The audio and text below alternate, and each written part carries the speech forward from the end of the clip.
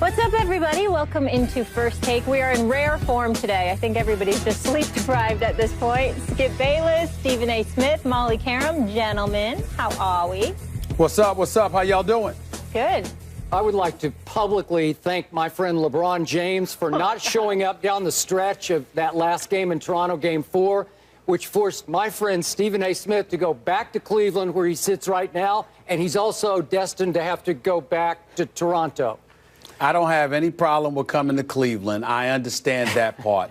But I don't know. I mean, I don't know if I'll forgive the Cavs for forcing me to have to go across the border and to have to go through. Because Toronto is a sensational city. But getting through customs and back, I don't know. I mean, I'm going to hold this against the Cavaliers for a long time. I really am. I'm Stephen A. Smith, though, should have PSA pre-check through customs. You know, like where they just pass you through, right? They don't appear to do that in Canada. But give me some time. I will make sure to ingratiate myself with the citizens of Toronto, Canada. I'll see to that. Just chant "We the North." They'll let you through. That's true. All right, let's get into it, guys. So the Western Conference Finals taking a turn that none of us expected. The Warriors lost back-to-back games for the first time this season as the Thunder dominated them in Game 4, and the champs on the brink of elimination. Not the brink of the brink like yesterday. They are on the brink. Stephen A., what turned this series around? To be quite honest with you, Billy Donovan and Russell Westbrook. When I think about Billy Donovan, I think about the fact that this is a man that is in his rookie year as a head coach, obviously being incredibly assisted by the great Mo Cheeks as his lead assistant coach. But I'm looking at Billy Donovan. I'm looking at him making the adjustments to the Steven Adams and the Enes Kanter, whether it be against San Antonio and now Golden State. I'm thinking about how LaMarcus Aldridge for San Antonio was averaging 40 in the first 2 games and then basically disappeared from then on because Billy Donovan instructed boys to get a bit physical with them, and we found out that as skilled as LaMarcus Aldridge is, he can be a bit soft from time to time. I'm being nice this morning. And then we go to OKC, and then you're going up against Golden State, and here you are with Steph Curry and Klay Thompson and the crew. You lose Game 1. I'm sorry, you win Game 1. You come back and obviously struggle in Game 2. But in Game 1, you really go at them. And you got the Adams and the Canters of the world in the game with Ibaka, and they're doing their thing. And then they make adjustments. And what do? You come back in Game 3. You go small with Ibaka at the 5. And all of a sudden, you're running them out the building. So you're showing the ability to make these adjustments. We get so accustomed to seeing NBA coaches just do their thing and say, hey, this is the way it's done in this league. Well, Billy Donovan is saying, no, it's a new day, it's a new era, and coaching is about making adjustments on the fly, not about just coming in with a game plan and sticking to it no matter what. You've got to make the adjustment. So I got to give Billy Donovan a boatload of credit and Sam Presti, because right now it looks like a great hire. I'm seeing him do things that I just didn't see Scott Brooks doing, and I like Scott Brooks, and he's a damn good coach, but I didn't see him doing some of these things when he was the head coach for the Oklahoma City Thunder. So Billy Donovan deserves a lot of credit. But Russell Westbrook, and I'm going to bring this name up, Skip Bayless, I'm going to ask a rhetorical or somewhat rhetorical question yet again to you. Who has craved a matchup between Russell Westbrook and Steph Curry more than me? I've been talking about it all year long. I was so looking forward to that Super Bowl Eve encounter on February 6th in Golden State. I've talked religiously and repeatedly about Russell Westbrook going up against him. And even when Russell Westbrook shot 35% from the field in 3 losses to Golden State during the regular season, I told y'all, this brother is coming. He's not the kind of guy that's just going to sit idly by, watch the world rave and sing about Steph Curry and shower him with all of these laudables and all of this praise. And Russell Westbrook is just going to sit by and let him do what he wants to do. I have never, ever seen Steph Curry attacked by a player the way Russell Westbrook has been attacking him. Steph Curry, I mean, this guy, you can see Russell Westbrook drooling at the mouth at the opportunity to go at Steph Curry. And to be quite honest with you, he's pretty much annihilating him. I mean, it's just the truth. The Steph Curry is deserving of being the 2-time league MVP. He is absolutely big time. But with the exception of 1 quarter in this series. Skip, I can make a legitimate argument that Russell Westbrook has completely outplayed the two-time reigning league MVP. And in the process, he's humbling him and the Golden State Warriors. They have to respond. I told you it was cold red yesterday. You know it's damn sure cold red right now. Kevin Durant had a relatively subpar game. Roberson came off the bench with 17 critical points and did his thing. We see what Ibaka's doing with his own 17 points, a couple of blocks to go along with his 7 rebounds as well. And Steven Adams' physical presence is imposing. They're physical, they're long, and they're beating up the Golden State Warriors, out-rebounding them, outscoring them with points in the paint, etc. But the real key here is that there's a superstar in Kevin Durant who's really shining, no matter what his shooting percentage is from game to game. But he is supported by the most ruthless, vicious competitor in the game today who plays opponents like he hates them. And if he does that with normal dudes, can you imagine what he feels about Steph Curry, strictly in basketball parlance, of course? Russell Westbrook is putting the world on notice. Steph who? Did y'all forget who the hell I am? And that is what is going on here. And as a result, Oklahoma City is up 3-1. And Skip, I'm here to tell you, I believe they're not just going to show up in Game 5. They're going to do everything they can to avoid Game 6 and try to close them out tomorrow night. I'm just telling you right now, these boys look ruthless and vicious. It's the team that I envisioned when I picked them to come out of the West before the season began, and obviously before I lost faith in them when they lost 15 fourth-quarter leads during the regular season. I must say I agree with every point you just made. And to your point, you have been the Don King hyping Steph versus Russ. Steph versus Russ. Here it comes, here it comes, here it comes. Although I don't think you expected that Russ would annihilate Steph consistently. I did not expect that. Who else? I did not. I did not. And another quick point before I launch. You know, you keep making the point about Steven Adams. These whole playoffs have been a coming out party for Steven Adams, to the point that it just occurred to me as you were speaking, I just might have to start calling Steven Adams Stephen A, because he's been that good. He's been good enough to be called Stephen A, right? Yeah. You know what? He has. You know what? He has. I kind of like that. He has. I kind of like that. Stephen A. I kind of like that. Yeah. But wait a minute. I don't want him having my name I know. after the comment It's he made funny. the other day about that. I can't I have agree. that. Stevie, I forgive him. I forgive him, but I can't have that. He's only 22, so he's like a Stevie, Yeah. okay? Yes, All right, Stevie we'll A. give you that. All right. Now, back to all your points. Would you please allow me to put this in some context and perspective? Can I remind our viewers just how shocking what you're seeing actually is? Can I remind everyone that Golden State, mostly because of Steph Curry, beat Oklahoma City all 3 times in the regular season because Steph just took over down the stretch of all 3 games? And may I remind everyone out there in viewerland that Golden State has been favored by the Las Vegas odds makers, the sharps, the smart guys in Vegas. They've been favored to win all 4 of these games.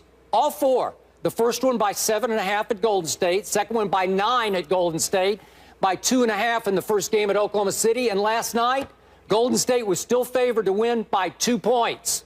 Think about that.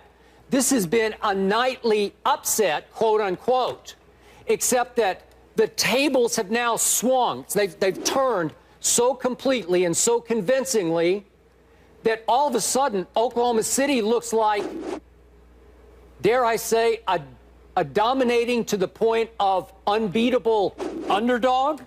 They've been an underdog in all 4 games, and they look like they can't be beaten. They have imposed their will completely on the defending champs who won a record 73 games. Let that sink in. They have completely imposed their will. Golden State has looked overmatched to the point of being overwhelmed. They have no answers for what has happened in Oklahoma City. And to me, the biggest picture takeaway here is that right before your very eyes, and certainly when I least expected it, the Oklahoma City Thunder grew up. They matured into their massive talent right before your very eyes. They arrived right on schedule, and suddenly they've arrived so completely and convincingly, they look like they should be the favorites now to win it all, to win the title. And Stephen A., the shocker to me is, obviously, they blew 14 fourth-quarter leads going into the fourth quarter during the regular season, one against Dallas in the playoffs. This team finally figured out how to take a punch, maybe in the third quarter or maybe in the fourth quarter. They took some last night. They took one from Clay in the third quarter, and they punch back. They have figured out how to close the deal. And it starts with Kevin Durant, to me, because he has matured into the leader of this basketball team. I loved it at the end, how he gathered everybody around. He puts his arms around them. He can put his arms around like 9 guys at one time because they're so long. And he is now he's become the big brother figure of this team, where he's the older guy now. He's not the baby anymore. And he's acting like it. He is. And he's acting like it. He's Wow. always been a good guy. He's always been a good guy. Seriously. He's always been a good guy. But right now, it's like he's embraced. You see it during press conferences. You see it during the games. He's embraced the leadership role, no question. Okay, now, the other huge change to your point about Russell Westbrook happened at my expense. The turning point of this whole playoffs happened after Game 3, Spurs, my Spurs versus Thunder at Oklahoma City. Remember that Friday night? My Spurs went into that house of hysteria in Oklahoma City, my hometown, and my Spurs won the game 100-96, and they did it convincingly, mostly because Russell Westbrook shot himself in the foot. He took 31 shots and made only 10. Remember that night, Stephen A? Yeah. And remember right after the game? Russell Westbrook shocked me by stepping up and taking complete and full blame for what had just happened. And he all but vowed, won't happen again. I will get my teammates involved. Well, let me finish this. Just to that point, the most glaring stat right now in this series, these 4 games versus Golden State, Russell Westbrook has averaged 11.8 assists per game in these 4. Steph Curry, meanwhile, has averaged 4.5 assists. Well, 11 to 4.5. It's almost like 12 to 4.5. Wow. That's glaring. That's shocking. And he is getting everybody involved. Skip, the only reason I'm going to challenge that, I'm not going to hold that against Steph Curry, because Steph Curry has gotten the ball to other people and they've been missing shots. The length and the physicality of Oklahoma City has been too much. Harrison Barnes has been virtually non-existent. I mean, I know he hit 4 of his 6 shots yesterday, but key turnovers, lack of aggression. Andre Iguodala, the finals MVP, 8 points in 33 minutes. You need more from him, and suddenly he can't find it. He hit 2 or 4 threes, but there just seems to be something missing. But, Skip, let me say this, man. We're talking about the players. I'm sorry. I mean, no disrespect. The coach of the year, I'm sorry, where is he? He's getting outcoached. Let's call it what it is. Because let me tell you something. Steve Kerr looks like he has no answers. 0. No answers. Where was the defense? 42 points in the second quarter? 42 points? I mean, this is after you got ran out of the gym in the second quarter in Game 3. And Oklahoma City comes back and does the same thing to you this time around. If it were not for Klay Thompson's explosion, which ain't about plays, because this dude just made shots, 19 straight points, they might have lost by 40 again, okay? Where's the adjustments? What's happening? What can you do? I mean, I'm looking at Steve Kerr on the bench. No answers. No answers whatsoever. All right, I got a question. Sure. Should he bench Steph Curry? Oh, absolutely not. Well, let's not act like we're on drugs. Come on now. But here's my point. Steph Curry hasn't been very good in any of these games. Wait a minute. Wait a minute. I understand that, but the point is, Steph Curry has no business sticking Russell Westbrook. Let's call this what it is. I'm just tired. I'm just tired of it right now. There are dudes that are offensive players. Steph Curry doesn't even need to be in the same vicinity as Russell Westbrook defensively. Stay the hell away from him. He can't guard Steph Curry. He can't guard Russell Westbrook. Not in a million years. Russell Westbrook, and there's no insult to Steph Curry, Russell Westbrook is unguardable. Yeah. He cannot be guarded by any human one-on-one. Okay. It is impossible. It is impossible. Now, I did see Clay took him a good bit last night. They would switch off. They would switch off, but what I'm saying to you is this. Steve Kerr was trying to hide Curry. He had him on Roberson. Then what did Billy Donovan do? Roberson got the ball. He had him on Dion Waiters. What did Donovan do? Dion Waiters would try to do something. Everybody that Steph Curry is on, they are attacking him.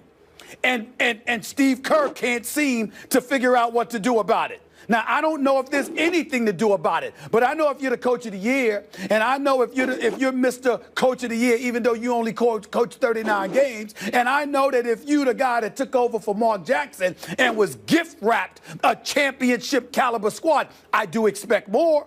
I do expect more. Steve Kerr can coach. Nobody's up here disrespecting him. I like him a lot, and I think he's done a hell of a job. But in this particular series, I'm looking at Billy Donovan making a whole bunch of adjustments.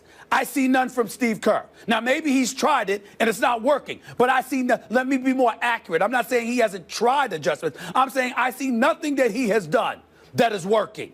This is bad. This is very, very bad.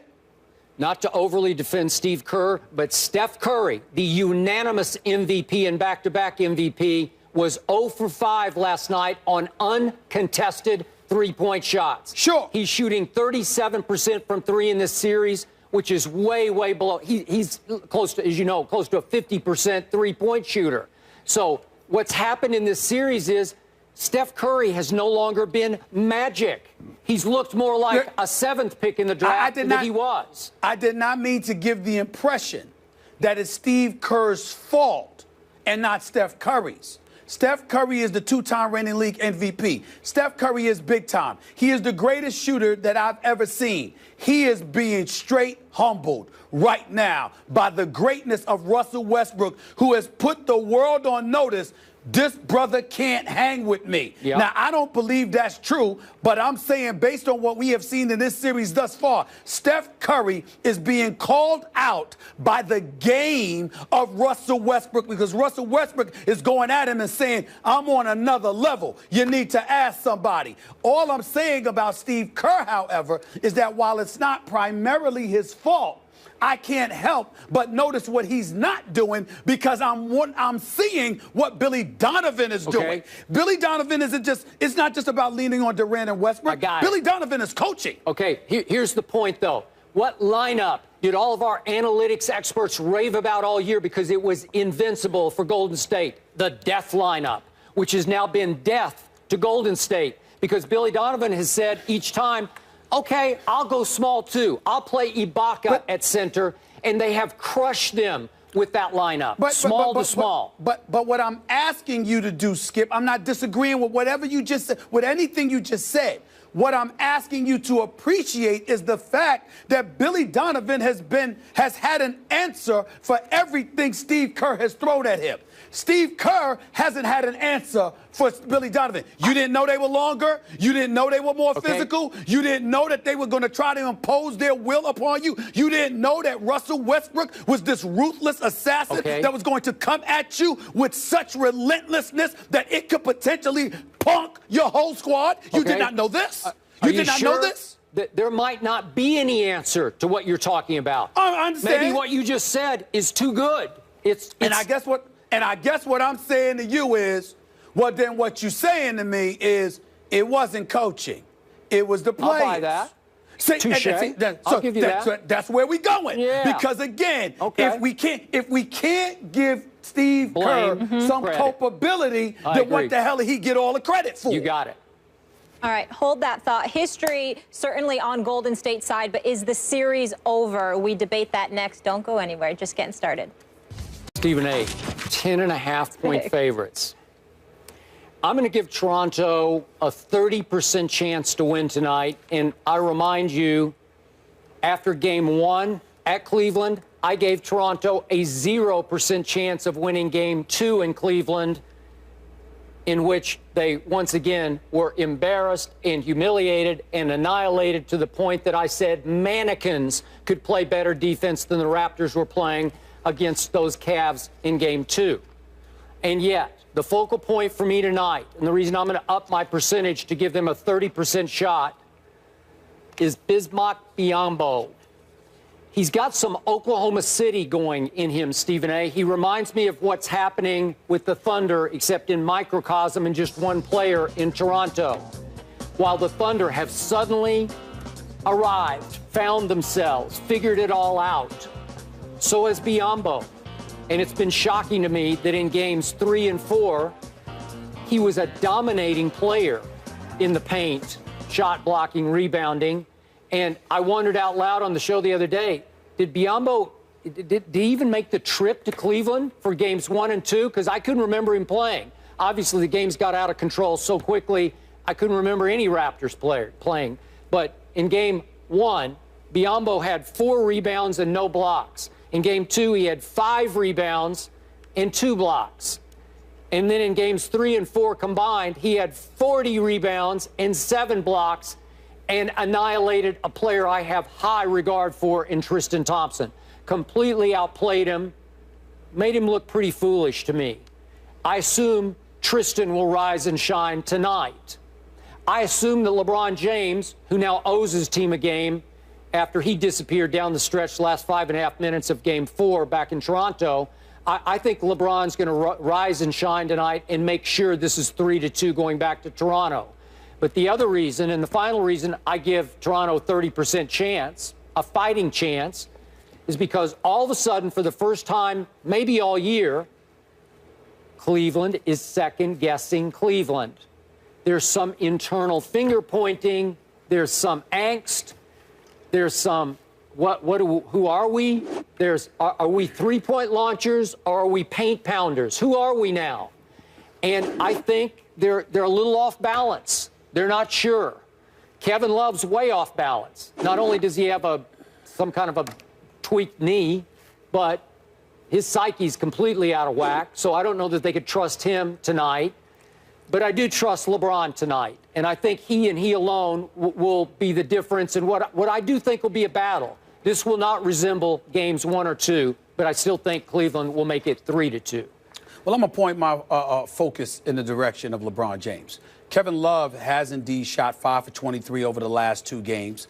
He's been pretty pathetic offensively. He needs to get himself going and remind the world that he's worth at least a portion of the $113 million that he's receiving. J.R. Smith needs to recognize that just because you're not making jump shots doesn't mean you can't play the game of basketball. There is such a thing as dribbling and driving to the basket, getting fouled and going to the free throw line, because we know you can do that. Okay, Matthew Dellavedova, it would help that, you know, if in shoot-arounds and warm-ups, if you could hit 9 or 10 three-point shots, could you try not to shoot an air ball at a critical moment from a wide-open three-point shot in the right corner? That would really, really be nice. And Tristan Thompson, a guy that I'm incredibly fond of. I'm happy he got his money. But your lone job description is to man the interior from a rebounding and shot blocking and defensive presence, nevertheless. But that's your lone responsibility. It's bad enough that you didn't do it that well. But to be completely dominated over the course of 2 games by a Bismack Biyombo, waving his finger like he's Dikembe Mutombo, Tristan Thompson should be embarrassed and make sure he does everything he can to make amends. Having said all of that, I'm going to reiterate, I'm looking at LeBron James. I do understand that he played nearly 46 minutes. I do understand that fatigue may have played a factor. But as far as I'm concerned, if fatigue was so much of a factor, what the hell were you on the court for? Go to the bench, take a 60-second breather if you can. Do whatever, all right? And then come back on the court. Drink a splash of Gatorade or whatever it is that you drink. Gatorade, Powerade, whatever it is, okay? Whatever has that alkaline in it, whatever it is, okay? Or electrolytes, rather. Electrolytes, okay? Be careful Here's of the that deal. alkaline. Here's the deal.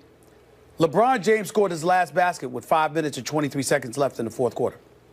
At that juncture, the Cleveland Cavaliers were up 94-92 after overcoming an 18-point deficit. You are universally recognized, accurately so, as being one of the top 2 players on the planet, and you attempt one shot in the last 5.5 minutes, and you don't attempt one single shot in the last 3 against Toronto, against Damari Carroll? And in the meantime, y'all can't stop Kyle Lowry and DeMar DeRozan, 2 All-Stars, very good. But I think when we look at them, if you look at a tandem, Skip, I ask you to pick 3, to pick of these 3. Klay Thompson and Steph Curry, Kevin Durant and Russell Westbrook, or DeMar DeRozan and Kyle Lowry. Who's going to finish 3rd? It's going to be the boys in Toronto. Yeah, and you can't. You can throw in LeBron and Kyrie in there, too, just for that. No, I'm just saying, all right, for them. Who's going to come in last place? Yeah. Who's going to come in last place? It's going to be Toronto. Yeah. And you can't stop them. They both drop plus 30 on you, both of them. Both of them. Not even one of them, both. Yeah. I mean, come on. So I'm looking at it and I'm like, look, the King James, handle it. I have no doubt that he can. Yep. And I'm not getting on him for how he played. He had 29 points on the 16 shots. I'm just sitting there. The only thing I'm getting on LeBron about here is shoot the damn ball. That's it. That's all I'm getting on him about. I'm not talking about misses or makes. He could have shot 10 times and missed all 10 of his shots. I'd have said, Skip, bad break. Yep, it happens. I agree. My issue is, how do you justify attempting one shot in the last 5:28 of a tight game in the conference finals when a win would put you in position to close them out on your home court tonight? How do you pass that up? That don't make sense to me. That don't make sense to me. Okay, so now, here's the deal. The pressure now falls squarely back on the home team, LeBron's team. The pressure is off the visiting team. And you know and I know Toronto very well might just be a home court product this year where they play way better at home than they do on the road. Okay? That's who they are. That's fine. But you know and I know the Raptors are feeling real good about themselves right now because pressure is off. They did what they had to do. It's 2-all. Nobody expects them. They're 10.5-point underdogs tonight. You tell me, you don't think they'll play a little fast and loose tonight? Like just let it fly? They might play fast and loose, but I think that they will get. I'm going to side with LeBron James here. I believe that they are going to get overwhelmed tonight, lose by plus 20, and then they're going to go back to Toronto, and it's going to be a tightly contested contest that Cleveland is going to pull out. Even if Cleveland wins, if this series goes 7 games, it's a disappointment. I don't see Toronto losing by plus 20 tonight. Okay. I just think they got too much confidence coming in. I hope you're right because I want to see LeBron have a big game tonight, but I don't think it'll be 20, maybe 10. He needs to make amends. Yeah, he does. For his no-show over the last 5 minutes. Offensively, of course. He was playing defense, but offensively, he needs to make amends for his no-show in the last 5 minutes. Our coverage starts 7:30 on NBA Countdown. We're going to step aside from the playoffs for a moment. Another very interesting subject to address here. So over the past 10 years, there's been a lot of focus in sports on numbers and percentages. Well, our Michael Wilbon suggests there is a racial divide on analytics. We get into it and debate it next. Stay here. He should drop the issue because it's not going anywhere. It's very, very physical in the AFC North, which he also admitted. They hate one another. It's a true rivalry, and we understand that. I would like to see members of the Cincinnati Bengals exercising more discipline, however, because you're representing Coach Marvin Lewis, and you're not making him look good by conducting yourself in a hooligan, in a hooligan-style fashion, assuming that kind of stuff is true. And obviously with Vontaze Burfict and what happened the last time we saw the Bengals, people are going to assume that it is. They want to hit, they want to intimidate. They're vicious, they're incredibly talented, so there's no reason to go the extra mile doing what they've been doing there. There's no reason to do that. I'm surprised at this. This is unbecoming of a Pittsburgh Steeler to come across as whining about, they hurt me. They're trying to hurt me. Really? Yeah, come on, stop it. That's true. You don't need to talk. Thank you for saying that. Just shut up and go beat them next year. You got 2 shots next year to get even with them, and This young man is highly capable of getting even, and that's what he should be focused on. And go at them the way that they go at you. It's just that I want the guys to be cognizant of who they're representing, especially moving forward next year. After the way this season ended, they got a real bad reputation because of what transpired. Cincinnati is too talented to be recognized for something dirty. They can beat you up legally. They can, but seriously, every team you play tries to quote-unquote hurt the running back. It's just what the game is about. Just deal with it. But he's talking about dirty stuff. Yeah, I got it. I got it. Yeah. We are off tomorrow, but we'll be back Friday. Skip might play golf. Stephen A. going to Toronto. Struggles. Well, he has culpability. He's the coach. He's the guy that is being outshined by Billy Donovan. If Billy Donovan had no impact, then we'd just be looking at the players and talking about how, one team is simply better than the other. But when you look at Billy Donovan and the adjustments that he's making, that's when you look at Kerr and say, okay, how are you going to counter that? We go into a lineup and it's Adams and Cantor 1 minute. It's them out and Ibaka in the next. It's Adams next. It's Ibaka's out and, and what have you. And you just look at what's transpiring. It's Russell Westbrook on Steph Curry. It's Roberson on Steph Curry. You get out to the three. It's Kevin Durant on there. They're switching. 1 minute they're switching. Another thing they're fighting. Another minute they're fighting through picks. They're not switching at all. You're just watching things that manifest itself, that transpire. And it says to you that Billy Donovan is coaching this team, and you just get the impression. And maybe Skip, maybe I'm wrong. I don't know, but there are a lot of times where I know they showed Steve Kerr just standing up on video and banging, flailing his arms or doing something, but a lot of times you just see Steve Kerr sitting there next to Luke Walton, and he looks as helpless as the players. I remember one time when in Game 3, Oklahoma City's making a run, and you literally could see the players looking over at the bench for help from Steve Kerr. And Steve Kerr just said, just shook his head, no, I can't help you. And I didn't blame him for it, but you are looking for him to do something more than has been done. I did wonder a couple of times last night when they showed Kerr beside Luke Walton, what was going on in Luke Walton's head. Did he have a quick fix that he would like to try to implement? Obviously, he was the head coach of this team for a while, and he's going to be the head coach in L.A. So I was curious what was going through his mind. But, Stephen A., in the end, I'm not going to be a hypocrite about this. If I had a glaring criticism of Steve Kerr, if I were ready to say he should have done this or he shouldn't have done that, I would blame him. But instead, all I can do at this moment is credit Billy Donovan, and we haven't brought up this name yet, Mo Cheeks, for the job he's done with Russell Westbrook. Did you? I'm sorry, I missed that. But listen, those two together, and Mo was gone for a period this year. Obviously, they've had all kinds of trouble with their assistants, and the tragedy that happened to the other assistant is almost unspeakable. And God bless him and his family. But in this case, Billy Donovan's just turning into a star right before your very eyes at the expense of Steve Kerr. I don't see an answer that's obvious. Steve Kerr can't make Steph Curry make open shots, and he missed 5 open threes. And in the end, the one area I would criticize him for, his team just isn't ready to play on a nightly basis because they are running into an Oklahoma tornado. It is blowing them off the floor. They're getting out-hustled, out-toughed, out-scrapped. And is that his fault? Is there some motivation that's not happening pregame? Are they a little too cool for school? Are they just saying, we got this? Steph's attitude, it's kind of like, I'm cool and you're not. It's just the way they play. That's their RPM. They outskill you, they outshoot you, and all of a sudden, they're just getting out-scrapped here. So, I don't know, is that Steve Kerr's fault? Should he motivate harder?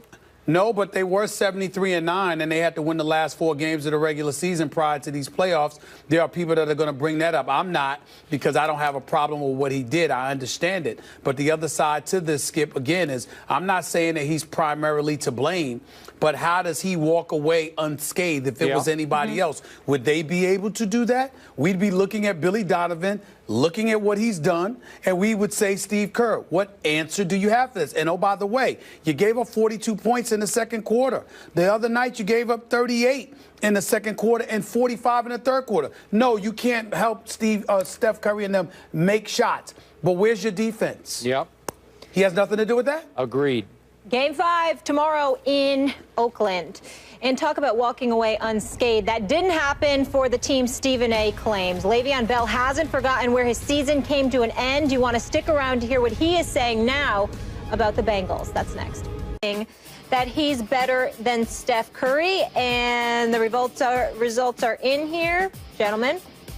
58% say yes, Westbrook is better. True. Stephen A.? Well, first of all, those numbers don't prove, as far as I'm concerned, what it really proves is that people don't know basketball, because what you're looking at is the head-to-head matchup against somebody as opposed to their overall game. Just because Russell Westbrook is out playing Steph Curry, particularly going at Steph Curry, doesn't make him better than Steph Curry. This is not a one-on-one matchup. This is a game, a team game, and there are a bevy of elements that come into the equation to define what greatness is and who brings more of a level of greatness to the table. Having said all of that, it's not like it's a runaway issue. It's always been close. Russell Westbrook is a superstar. So is Steph Curry. Russell Westbrook is a better athlete. Steph Curry's a better shooter. Steph Curry makes better decisions with the basketball. Russell Westbrook has more in his arsenal if he's not making jump shots. Russell Westbrook seems to be a bit tougher defensively than Steph Curry. So you could make the argument that he's better. It depends on what you're looking for and what team that you're on. But I'd say it's right up there. It's very close. Neither should be disrespected. What I would tell you is that as point guards, Steph Curry is slightly better because he usually makes better decisions, plus he's a greater threat from the perimeter. Whereas Russell Westbrook will win games for you, but he'll also lose games for you with some of his decision making. Again, they're both superstars, and it's very close.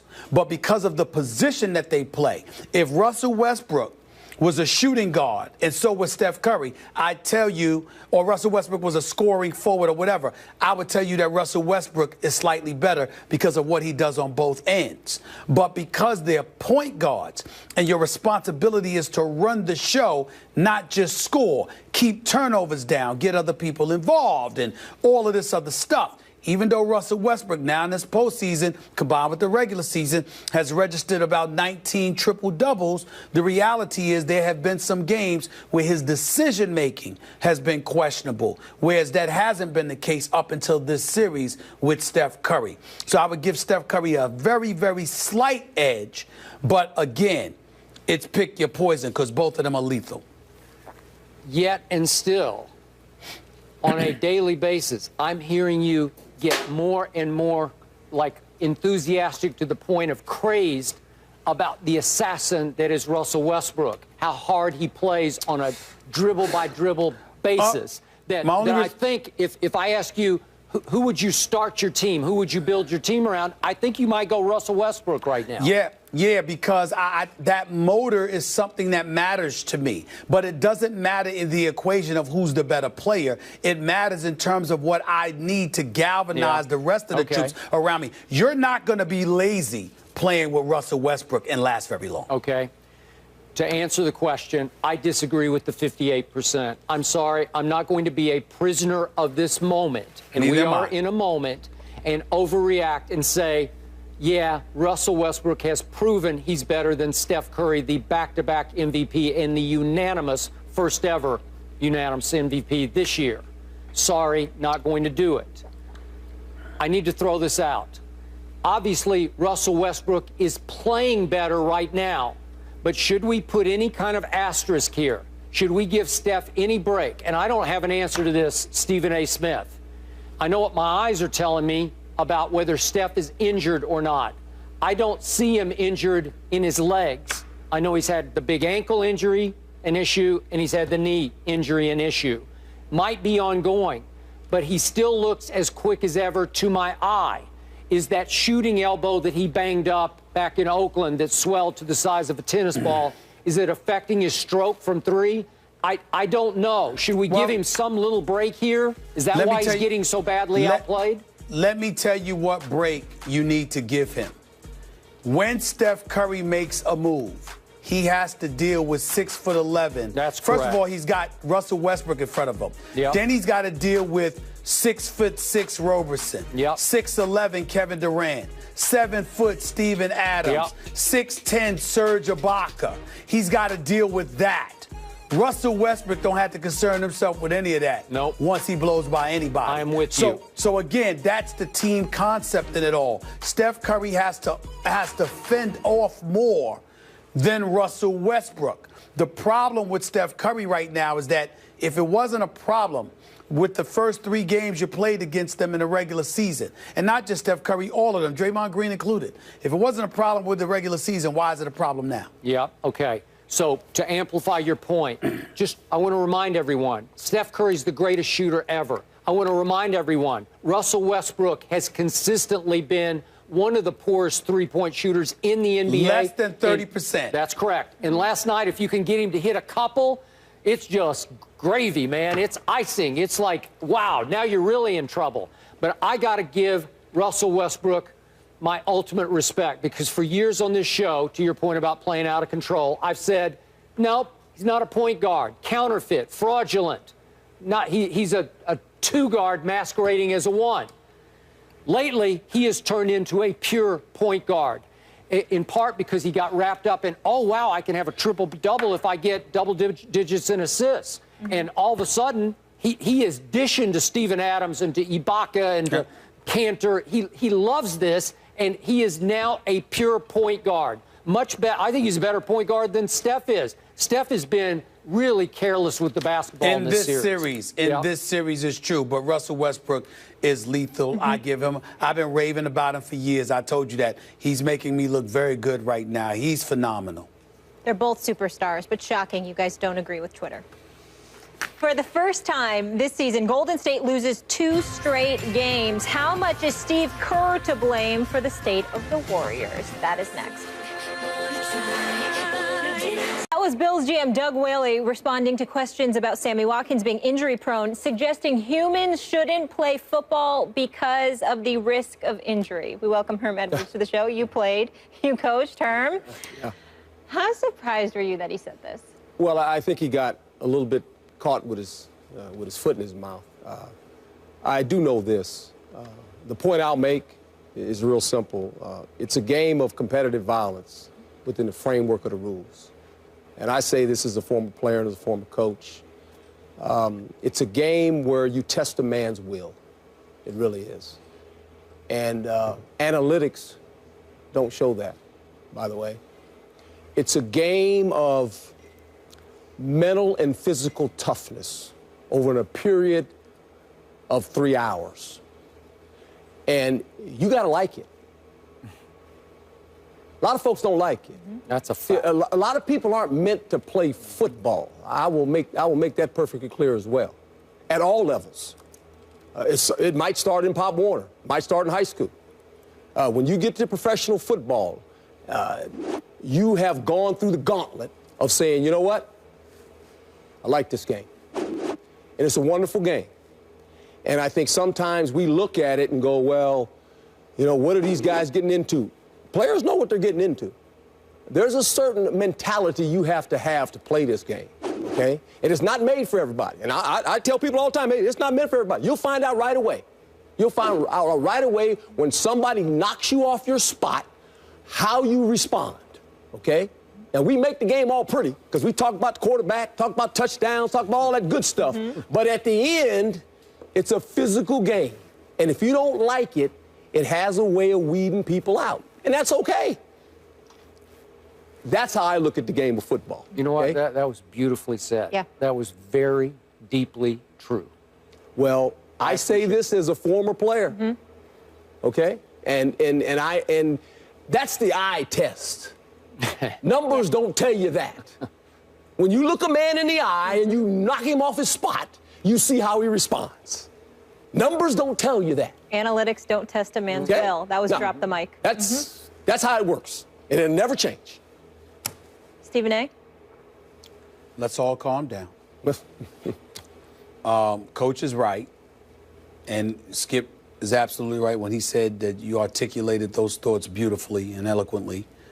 You're absolutely right about the numbers, your perspective, how you view the game, etc., all on point. But the general manager, Doug Whaley, let's pump the brakes a little bit. Is he really wrong?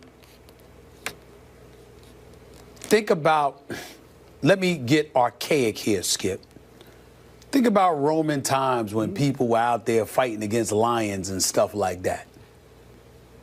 You had no business doing it. People did it. People was fighting with swords and spears and all. You didn't have no business doing it. People did it. Modern times, boxing. Prior to that, Skip, not prior, but after that, Skip, the UFC comes along. Do you understand that the UFC just became legalized in the state of New York? That Senator John McCain, I spoke to him personally years ago, where he considered it barbaric and was on a mission to make sure that it never gained traction in the United States of America until they, quote unquote, cleaned it up. It's one of the reasons why Dana White is so amazing as the president of the UFC, because of the way they monitor. Of course, it's a violent sport, but they do what they can to limit it because they understand how seriously hurt somebody could get, et cetera, et cetera. What I'm saying to you is that just because we do it and it's legal and it's licensed and it's a form of entertainment that we can't get enough of, doesn't mean that it's meant to do it, that we were meant to do it. Bones get broken. Limbs get shattered. Now we're discussing the issue of, chronic, what is it, CTE, encephalopathy, chronic traumatic encephalopathy, CTE. We got that going on. We've got all of this stuff. Yeah, granted, we'll find a way to deal with it.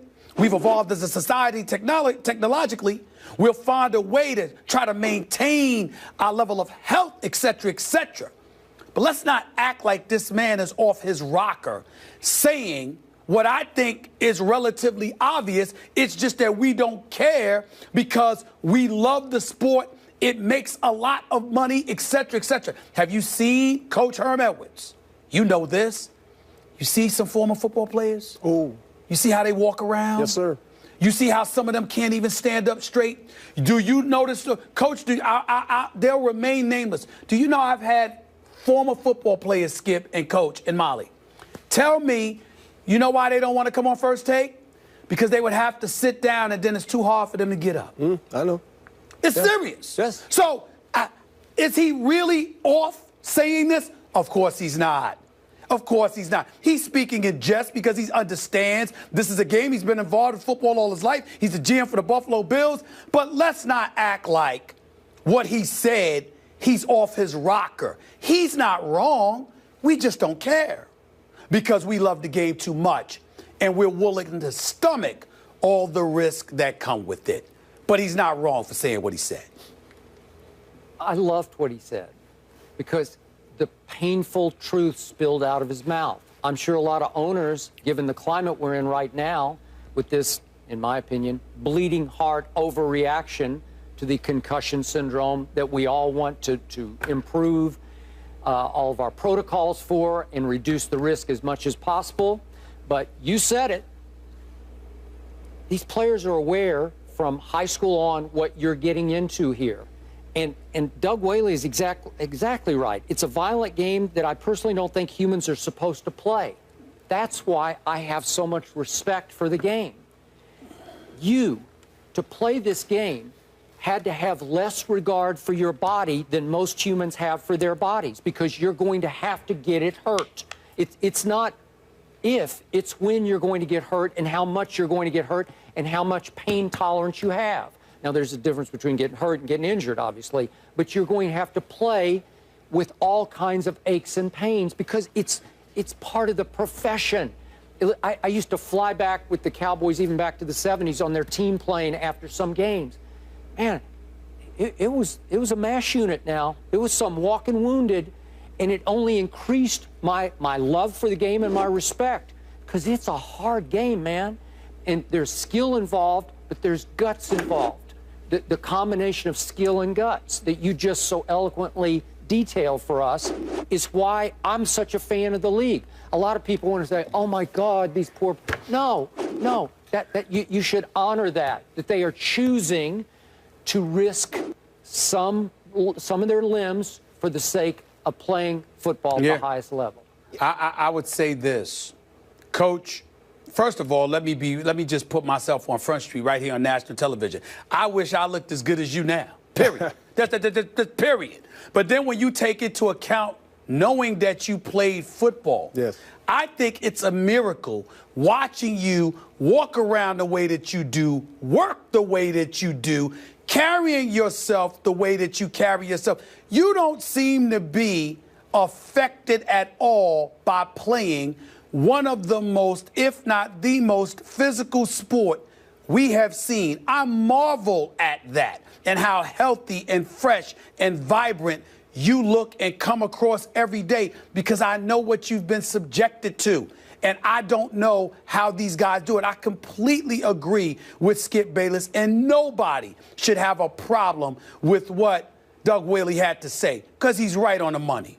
It's right on the money. Well, as I said, you know, he probably could have used a different word. But there's a mentality. And the timing. Mm-hmm. And you guys made the point. There is a mentality. You know it at a young age. You know. You do. You know. Yeah. You know at a young age. And the more you play, you get to decide. Mm-hmm. You know, your talent alone, you got talent, but at the end, it's your will. Because it tests your will. Mm-hmm. Every time you go out on the grass and you play, and it's for real, and they keep score, your will is about to get tested. Yep. And by the way, guys, maybe with the concussions, you might have to worry less. But with the league encouraging you to go low even more so they can avoid potential concussion injuries and thereby lawsuits that could potentially follow, they're basically, you know, I'm not going to lie, Skip, I don't want to use such a derogatory term as selling them down the river, but you clearly don't care if guys end up crippled, because you're encouraging guys to go lower and lower and lower. Before long, guys ain't going to be able to walk at all. Yeah. One thing about Coach, you were one of the luckier ones, all things considered. Yes, you were. Right? I got through it. You got never through missed a game, never missed a practice. Way to go. Never missed a show now either. You're the best. Thank you so much. Thank Perspective only you can give. Thanks, Coach. Thank you, baby. Russell Westbrook has the champs on the brink of elimination, but has he proven that he is better than Steph Curry? We shall discuss. So, according to history, this series is likely over. Teams to take a 3-1 series lead in the conference finals are 37-2 in those series. In those series, 20 of those 37 teams closed out the series in 5 games. Stephen A., is it all over? Well, I believe it is. I picked Golden State to win this series in 7 games. I was relying upon the greatness of Steph Curry and the combination of Steph Curry and Klay Thompson.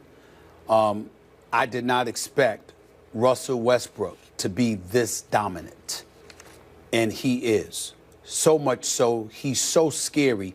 He reminds me of what Kobe Bryant once said about him when he said he's the only dude in the league with my DNA.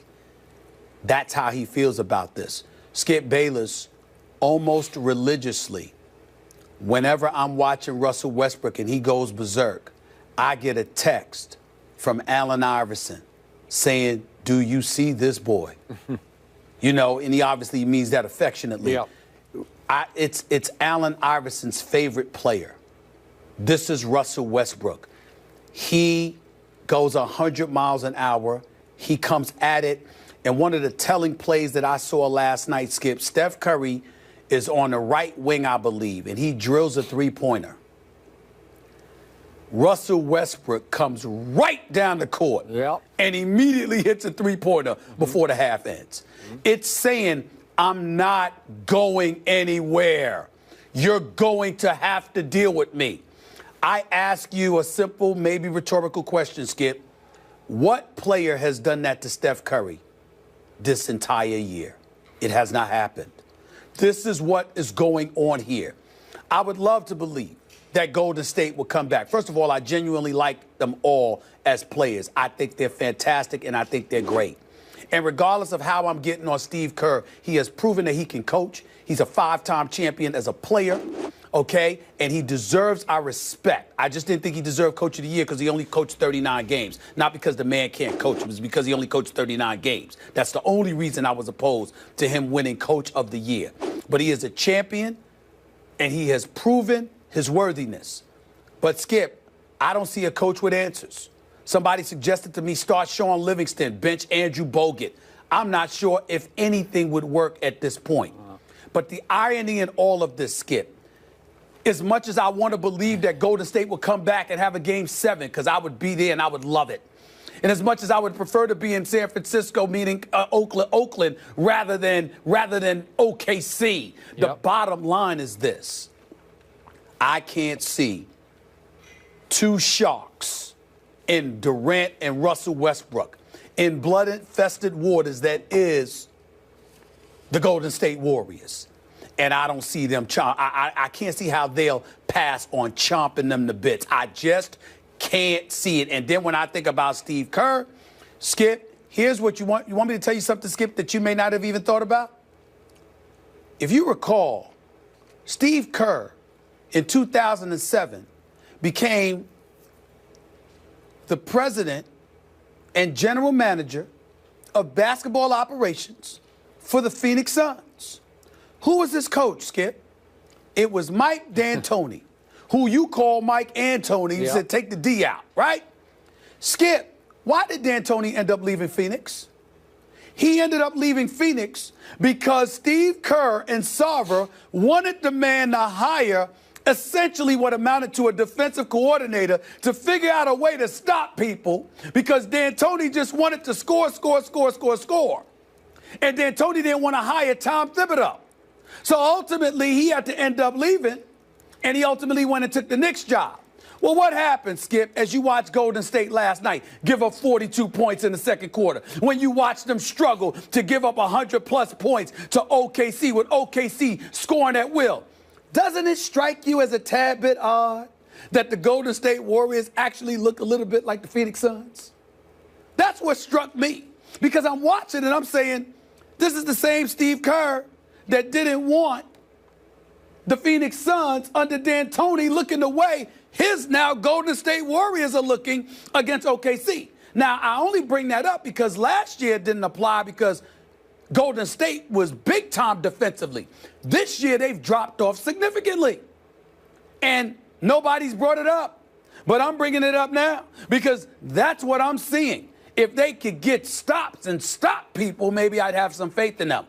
Right now, I'm at a loss. Draymond Green looks horrible. I'm glad he didn't get suspended, even though some people are going to look at that video with him tripping Enes Kanter last night and say, once again, he should get a flagrant one or something like that. But he looks awful. Steph Curry doesn't look like himself. Klay Thompson seems all by his lonesome. And Andrew Bogut is supposed to be relevant in a series like this.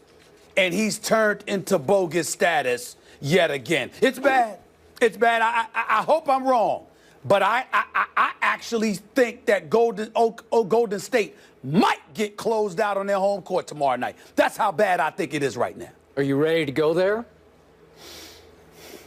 I want to think about it for another day until tomorrow morning.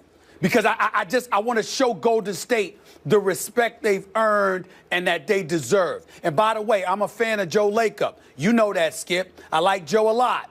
But wasn't he on the record essentially paraphrasing it, calling them the gold standard? We're ahead of the... It looks bad from the top on down. I'm looking at Joe... I'm glad you brought that up. Just quickly, and I did communicate with Mr. Lacob about this, and he said it was a little taken out of context, which well might be. This was in the New York Times. Yeah. But the quote was that, I'm slightly paraphrasing, but that we are probably light years ahead of every other franchise in the way we do things. And it doesn't look that way at this moment. It doesn't look like they're light years ahead of that franchise, just for the record. Exactly. Yeah. And it's not that they're losing games, Skip. It's how they're losing. You can point to the struggles of Steph Curry. I mean, they're getting waxed, man. They're getting beat down. Okay. Got me looking at Joe Lacob. Got me looking for Jerry West. Where the hell is he at, Mr. Consultant? I'm looking at Steve. I'm looking at everybody right now. Because I'm like, how did this happen? How did this happen? Okay, so you are saying they are D-O-N-E done. You actually said yesterday if Golden State loses tonight, which is last night, done, right? So you're sticking by that. I believe they're done. I'm just debating whether it's tomorrow night or the weekend. Okay. My answer to Molly's question, which you asked about 20 minutes ago, as I recall. Don't be rude. I'm kidding. I'm Go kidding. ahead. But you even went after Steve Kerr again. We are bashing Steve Kerr today. How we bashing him? Okay. We're talking facts. All right. That's all I'm doing. Here's just me. There is no way I'm going to leap all the way to done when we're talking about the defending champs who won an NBA record 73 games, and they have 2 of the last 3 at home. In no way am I predicting they are now going to win in 7 games, because I am not. I'm just telling you I'm not going to write them off, because I do believe Golden State, on pride, guts, energy, whatever, they will win Game 5 at home. I just think that they've come too far. They've done too much. They have greatness about them. They have proven greatness, and I think they're going to win Game 5. And Stephen A., again, my most glaring stat so far in these 4 games is that, look, just boil this down for me. Oklahoma City has shot 29 more free throws in 4 games than Golden State and made 32 more free throws. Think about that. That's 8 more free throws a game. Well, that alone will get you beat, and they're getting annihilated. But my point is that why do the refs favor one team? Well, again, Oklahoma City's gotten its breaks from the referees, but in general, you win over the subconscious, the psyche of the referees, because you just flat out play harder than the other team. Russell Westbrook is playing harder than anybody in the other jersey. Anybody. Everybody on Oklahoma City comes in, they scrap harder, they fight harder, they dive for loose balls, they win 50-50 balls, and the refs are rewarding them or awarding them for their guts and drive. And I think that's going to change. Is it tomorrow? Yeah, tomorrow night at Golden State. I think they'll win Game 5. And then let's flip the script. I'll tell you the truth. As much as I admired the maturity of Kevin Durant and Russell Westbrook, they're going to feel more pressure back home than they have ever felt in their careers, because everybody will expect them then to do exactly what they did in Games 3 and 4. And you know, and I know, sometimes the shots don't fall when you get a little jittery, and it can be a little different. Well, we saw that big time with your boy LaMarcus Aldridge. I'm talking about talk about jittery. I mean, my Lord. I mean, with LaMarcus Aldridge, I'm not gonna lie to you. I was wondering whether or not he was wearing a diaper or something. I mean, it was that bad. It was that bad. But I will tell you this. I would never say that about the Golden State Warriors. And there's a couple of things that I want to point out here. Again, they're first class all the way. It's impossible to root against them in most instances. That's number one. And Steph Curry is a superstar. He's just having a bad couple of games, and it just happens to be against Russell Westbrook. And when you have a bad game against Russell Westbrook, you tend to look doubly bad because of how Russell Westbrook comes at you, okay? Steve Kerr, allow me to say this, Skip Bayless. Look, Mark Jackson works on this network. I love Mark Jackson, okay? But look, damn it, I ain't blaming Steve Kerr for taking that job. I would have took the job had they offered it to me, and I don't coach. You understand? Ain't his fault. Okay, so all of this stuff about, people sitting up there because they look at me and they know how much I love my man Mark Jackson, and they think, no, I'm getting on Steve Kerr because of no. No, Steve Kerr can coach. Steve Kerr knows the game of basketball. Steve Kerr deserves all the accolades he's received other than this year's Coach of the Year, because I don't think you deserve it for just coaching 39 games. But in this series, at this juncture, he is being outcoached by a rookie coach on the NBA level. He's being outcoached. I mean, it's just that simple. Look at the adjustments that Billy Donovan is making. Steve Kerr's a great guy, and I think he's been great for the game. And listen, he's just getting outcoached right now. It's just that simple to me. Okay. Now, it's not as glaring as Steph Curry's deficiencies, but still in all, there is a discrepancy there that cannot be ignored. And I can't see them coming back. If they come back, they come back. I'll be happy about it. Let's say I'm right. Let's say Golden State wins Game 5. Let's do the hypothetical, which is feeling like a 1,000,000,000 to 1 shot. let's say Golden State then goes back to Oklahoma City, and mostly because Oklahoma City comes up short, for whatever reason, their shots don't fall, and Golden State steals Game 6 and gets to go home for Game 7. Would I bet on Golden State to beat this team 3 straight times in a Game 7 at Oracle? I'm not sure about that. I would give that more like a 50-50 proposition. Well, let me say this to you, because you didn't bring this up, so I will. Let me look right in the camera and tell you this. If Kevin Durant, one of the top 3 players in the universe, and Russell Westbrook, a pair of one of the top, 2 of the top 5 players in the game, if they lose a 3-1 lead, they'll never live it down. The way they have looked these last 2 games, if they turn around and resemble Dr. J and Daryl Dawkins, Chocolate Thunder, and Caldwell Jones, if they sit up there and they look like those boys against Boston in the early 80s, and they surrender a 3-1 lead and lose this Western Conference Finals, after looking the way they've looked at games 3 and 4, they'll never live it down.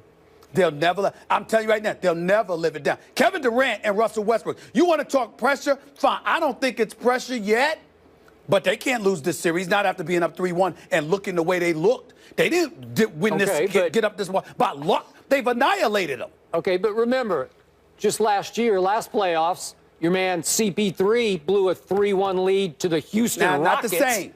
Not the same. Not the same. Skip. Look. CP3, I keep telling you, when you talk about basketball, he's a miniature point guard whose primary strength is being an orchestrator, a delegator, a captain. In terms of being the muscle who actually gets it done, that's the LeBrons. It was the Kobes. It was the D Wades of the world, people like that. That's Russell Westbrook and Kevin Durant. Russell Westbrook is legitimate 6'4". He's a big guard. He is the most athletic point guard in NBA history without question, okay? You cannot judge them by the same.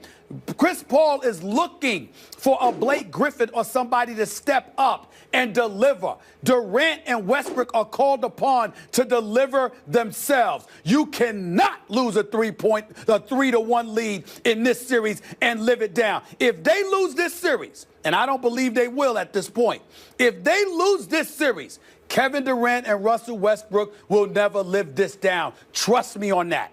Trust me on that. Well, I don't know. They could bounce back next year. I think they'd probably be the favorites to win it all next year. Well, I'm just saying.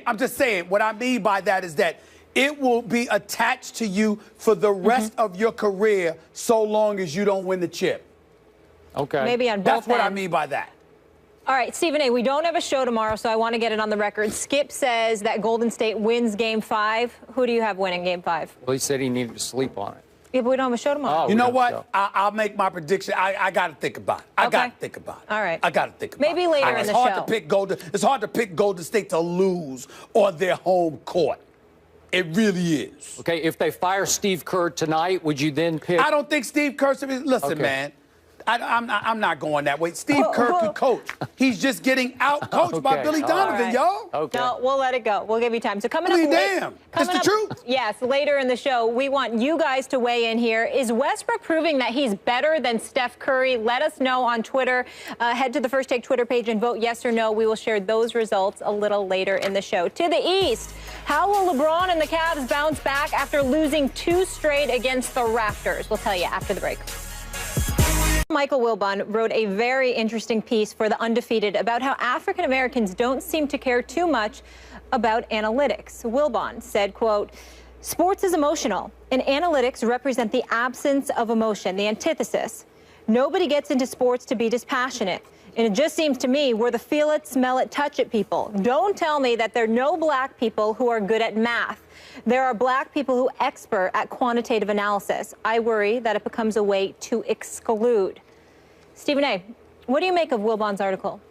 Well, he's absolutely right on point. I interviewed Michael Wilbon on my SiriusXM Mad Dog Sports radio show yesterday. We talked about this because he knows that it's something that I've been going off about for quite some time. And I'm proud of him for writing about it. For those who don't know, Mike Wilbon, long before he was a star on PTI, was a star in the print business as an extraordinary columnist for the Washington Post, a pioneer in this business. And anybody in the field of sports journalism, particularly one of African-American descent like myself, we don't just love him, we revere him. He's one of the elite pioneers this business has ever seen. As far as the African-American community is concerned, he is special. And he wrote a good column yesterday, a great column yesterday, speaking about something that's a very, very pertinent issue in the profession that we're talking about. When you talk about the NBA, Skip, one of the things that I've lamented, and I don't think people have picked up on this, is that people talk about analytics, but they don't realize exactly what it's doing. It's literally ostracizing African Americans from getting job opportunities. There's no other way to slice that. Mike Wilbon is absolutely right. Whether it's the barbershop, it's the backyard during the barbecue, it's on the basketball court in Hollis, Queens, or O'Connell Park in Jamaica, or the south side of Chicago, to Compton, L.A., the list goes on and on. You don't hear brothers talking about analytics. The eye test, knowledge of the game of basketball, dissecting who can do what, etc., all comes into play. We also monitor who has the leadership capabilities. We definitely monitor what's inside your chest, your heart. How competitive are you? How feisty are you? Are you ready to be a rough rider, or are you going to wilt beneath the pressure and shrink through the vine? What are you going to do? That's how we, as African Americans, talk about the sport. Other folks used to do the same thing. The Larry Birds of the world and others. That's an old school kind of do. It ain't just black folks that's doing that way. It's a lot of old school white guys that do the same thing. But there's a new breed coming along from the MITs of the world and others where they're focused on analytics. Number one, they're trying to create it as if it's something new. Skip Bayless, I was just talking to Jimmy Jackson, former NBA player, working with Fox, now living in L.A. That's my man. We're very tight. I just saw him a few weeks ago at the Final Four in L.A., and he was reminding me about how Pat Riley was doing analytics in the 90s. You understand? This is not new. But what happens is they introduce these analytics, dude, introduce stuff today as if it is so new. And what happens is they convey this information, usually in writing, with numbers, and that is a language the billionaire owners speak. And so when you go to an owner and you're showing him numbers and you're quantifying how a player should be drafted, how a player should be picked and joined to a roster, how they should be utilized, etc. And more importantly, you're doing it in a cost-efficient manner. That's the language that the owners love to hear. So all of a sudden you get that guy and you make him president of basketball operations or a GM, okay? And what you do is, if you're that GM, who do you hire? You hire guys who speak that language, who you've ingratiated yourself with and vice versa, who gravitates to you and vice versa, who you hang out with and drink together and talk about all of these things. And it's never us. And then suddenly you're outside looking in. And we look at the African-American coaches. There's been several openings, Skip, since the NBA season has ended. We've got Earl Watson, who got his interim tag stripped away, so he's not a coach. We got Nate McMillan that got hired. Outside of that, you don't hear much else. We got a guy like Mike Woodson, who won 54 games and took the Knicks to the Eastern Conference semifinals. He struggles to get an interview. We've got Mark Jackson, who had a lot to do with the success of the Golden State Warriors, basically gift wrapping Steve Kerr and those boys a championship situation. And what happens? He's out. And by the way, nobody was talking about him in terms of jobs. When he just interviewed in Minnesota, that was the first time he got a call since Denver from last year. But this is a man that won 51 games. And you see guys coming out the wazoo from college and in the pros who don't look like, who are not African American, okay? And they're getting one opportunity after another. Yeager in Memphis, he's gone. A week later, he's got the job in Sacramento. What the hell has he done? When he got the Memphis job, he got it because he advertised, lived off the analytics and beyond, and swore up and down that he was going to do something different than Lionel Hollins. 2 weeks into the job, he was doing the exact same thing Lionel Hollins was doing and kept his job for 3 years. Is gone, and before he has a chance to pass gas, this dude's got another head coaching job. These are the kind of things that are taking place. And if at the rate it's going, don't be surprised if in a league where there are 30 teams and obviously 30 head coaches, if 10% or less of them happen to be black. Black coaches, head coaches, are becoming an endangered species. They are in a world of trouble. You always use them as assistants, of course, because you can always sit up there and say, well, you just follow instructions and do this and do that. We will lead the way. That's what's going on here, and it's been going on for quite a while now. So I'm proud of Michael Wilbon for writing about it. Allow me to amplify your point about Michael Wilbon. I was honored to be a part of some of the first live debate on this network back in the early 90s with Michael Wilbon and Mitch Albom. And I cherish him as a broadcaster and commentator and a writer. And I was happy to see this piece, and it was beautifully and brilliantly done on an extremely important topic that I am very concerned about, as are you. I hark back to a theme that's come up on this show repeatedly over the last 6 or 7 years. You and I have been involved in this routinely, this kind of debate, in which we have an ex-athlete on who reaches for the trump card of, you don't know because you didn't play. Have we heard that before? You played, obviously, at a higher level than I played. You did play some college basketball, got hurt. Yes. But my point is, obviously, neither one of us played in the NBA, or we didn't play college football or pro football or baseball at the highest level. So, you know what my answer has become to all those ex-jocks who throw that in my face? What is that? That's ironic, because half the team builders now in pro sports didn't play above the high school level because they're analytics guys. It's revenge of the nerds out there. Some of the best architects in sports did not play past high school because this is happening. Now, I, for one, as you know from debating with me on the show, I'm more of an eye test guy. I'm a gut feeling guy. Can he play or can he not play? Now, I like to reinforce my gut feeling with a stat or two occasionally, as do you, but I'm not going to hang my hat on what the second and third level numbers tell me about a player. But this is happening all too often in both basketball and baseball, and now, to a certain degree, in football. So to your point, I see 7 black head coaches left in basketball. What's the percentage now, black basketball? Yeah, about 70+%, about 77. 77%, okay. 7 coaches left. I count 6 who lost their job.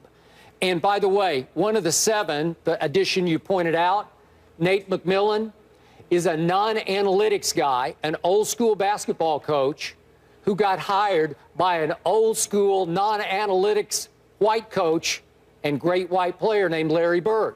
So don't underestimate that. That's why Nate was able to get a job, because Larry Bird's not into the numbers. I mentioned that, yeah. Yeah, okay. So now, let's just quickly look at the sport of baseball, which is much stronger, you know, it's much more analytics-driven than even basketball, certainly than football. We're down to, if I'm not missing anybody, Dusty Baker and Dave Roberts, the only 2 black managers. We have 0 Latino managers. Is it because of this whole theory, this notion, this advancing of the statistics where they're getting shut out because they don't believe in it? Well, Skip, my answer to that question is this.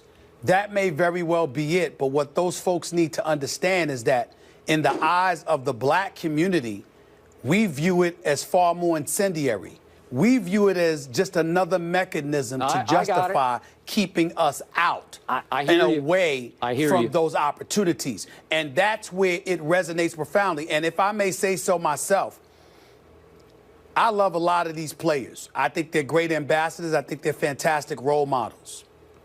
But it's times like this where the Jim Browns, the Bill Russells, the Muhammad Alis, the Kareem Abdul-Jabbars, to a lesser degree because it came later on, the Isaiah Thomases of the world and others come into my mind's eye because I'm sitting up here saying, why in the hell am I sitting here talking about this? Why in the hell is Michael Wilbon talking about this before players say something about it? You got a league that's over 70% black, and I don't hear one single brother in the league bringing it up. And I got a problem with that. I'm not sure they've thought of it yet. I'm not sure this has occurred to anybody. Come on. Listen, listen, if you're around the league, you coaching in you playing in the league, and you don't notice the numbers dwindling before your very eyes. Come on. I mean, if we notice it, how the hell do you not notice it? And you're playing in the league. And again, I'm not one of those. I'm not politicking for or advocating rather for individuals who are unqualified to be hired. We're talking about a fair and equitable process. We're talking about, and I'm not even advocating a Rooney Rule per se, because I'm not sure that's an effective, because you got these owners that'll just give you lip service and go through the process just to be going through the process. But I am at the point where I think that Commissioner Adam Silver and the league office, let's face reality, the NBA has done an absolutely marvelous job of addressing the issue of diversity. It has globalized its brand like no other. I know they care about this stuff. I know what Richard Lapchick with the Sports Institute and the marvelous work that he's done. I know how much it's meant to the NBA and former Commissioner David Stern to have him involved. But at the same time, having said all of that, I do believe that while it may not be a quote-unquote state of emergency, the NBA needs to step up and keep its eyes on what is transpiring before our very eyes. Black dudes are being weeded out of potential coaching opportunities, and in their eyes, they believe that folks are hiding behind analytics to justify it. And I don't know if that's factual, but I do know that the transactions that have been taking place do not lie. Dave Yeager, I know he did a good job, 28 different starters, but my God, what the hell have you done to have a job a week after getting bounced from Memphis? It's almost like Memphis did him a favor by letting him go so he could get the Sacramento job. It's like he's basketball version, Skip, of Chip Kelly. How the hell that happened? What has he done for that to happen? Yeah, I agree. And I think he's sort of a non-analytics guy, by the way, but that's a whole nother issue. But those other guys are. Well, go ahead. Will you allow me to reiterate one strong, powerful point that Michael Wilbon made in his piece? Sure. It's not that black people obviously aren't capable of comprehending statistics and using them, analytics. It's just that you're raised a different way. You're more on emotion. You're on feel. You're more like your eye test. Like, but it's not like if I sat you down and I said, let's try to comprehend all these, you'd pick it up faster than I would. So it's not that you can't. It's that it's not what you do. It's not what you know. You're absolutely right. But Skip, they actually do use the analytics. They just don't believe it should be the be-all and end-all. Yeah. Mike Woodson used analytics. Larry Drew used analytics. Who knows if Tyronn Lue is using it? But Probably. in the end, the bottom line is, again, it feels like it's the latest mechanism to ostracize blacks from getting these jobs in a league that's over 70% black. You know what? That is a problem. You know what the bottom line fix here is? More black executives in the hiring positions, the decision-making positions. And how about a couple of other black owners? That would help. That would be nice. Yeah. And by the way, Michael Jordan, but his coach is white, Steve Clifford. Ain't nothing wrong with that. Steve Clifford's a damn good coach. Good point. And I just want to remind everybody, if they want to check out this piece, it's on The Undefeated. It's a new ESPN site that just launched last week. Tremendous work there on sports culture and its content, all from an African-American perspective. So check that out, theundefeated.com. Another serious issue to address when we come back here. The NFL tries to limit concussions in the game. One general manager suggests the game might not be made for humans. The coach, Herm Edwards, will join us, and he'll break it down for us. That's next.